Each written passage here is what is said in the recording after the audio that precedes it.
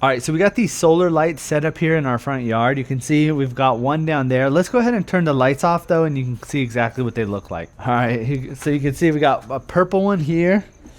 Over here we've got a red one, and we're kind of just shining these here up against the wall just so that we've got like a little bit of ambient light that's going on here. And we have those planted over there in the rocks so that the sun hits them, and like I said, they are solar lights, so they'll be able to just charge up and display at night.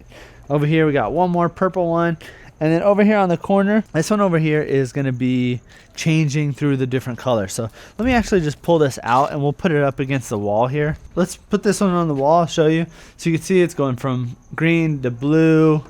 Now it's going to go to purple. Now it's going to pink, red, back to yellow, green, and it's just going to cycle through. So you can actually just change all the colors and stuff on the back. So you can't really see it right now, but there's a button on the back. I could change it. You could do just like a plain white. So these don't have to be just for holiday season or anything like that. They can also just be used as regular spotlights.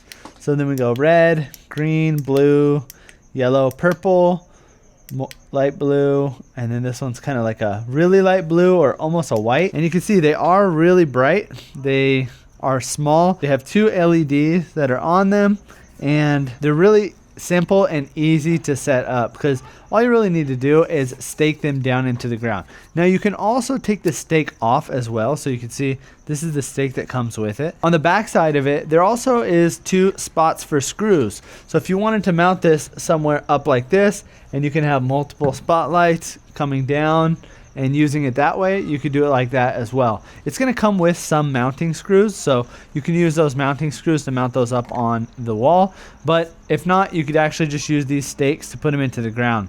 One thing I also like is the fact that these stakes are really long, so these are able to be pushed really far down into the ground. They're going to be nice and stable.